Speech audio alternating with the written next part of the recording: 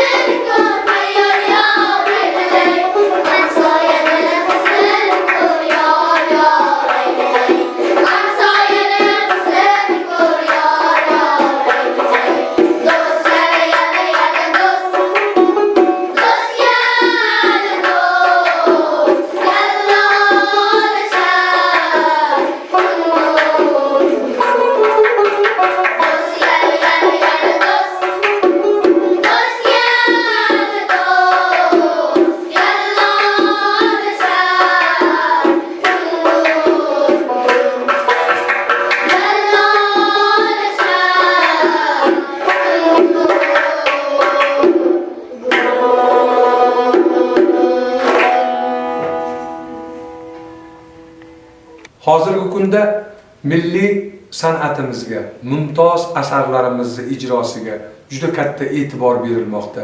Bevosita davlatimiz rahbari tomonidan bu yo'nalishga chuqur e'tibor berilmoqda. Turli xil ko'rik-tanlovlar xalqaro miqyosida, respublikamiz miqyosida shu yo'nalishimiz bo'yicha juda ko'plab ko'rik-tanlovlar o'tkazib kelinmoqda. So'zimning isboti o'quv yili boshida sentyabr oyida Samarqand shahrida Artistlar xalqaro tashkiloti bilan hamkorlikda o'tkazilgan San'atim faxrim ko'rik-tanlovida mana shu yosh maktabimizni an'anaviy xonandalar ansambli ishtirok etib, 300 dan ziyod ishtirokchilar ichida ko'rik-tanlovning Grand Prisini qo'lga kiritdilar. Kelajakda bu ansamblimiz bilan, bu dastamiz bilan juda ko'p orzularimiz bor. Bu o'quvchilarimizga, jajji o'quvchilarimizga milliy qo'shiqchiligimizni noyob durdonalarini, kerak bo'lsa shashmaqom asarlardan turkum asarlarini o'rgatishni va birgalikda ijod qilishni rejalashtirganmiz.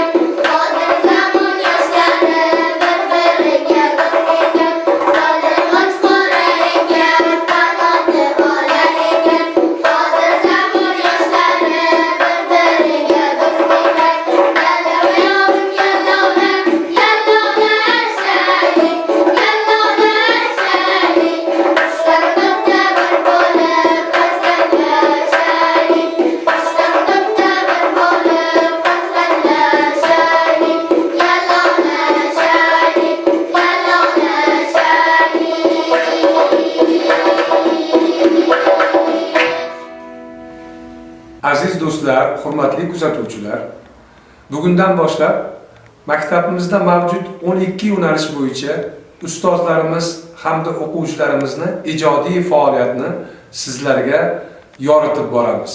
Bizni kuzatishda davom eting.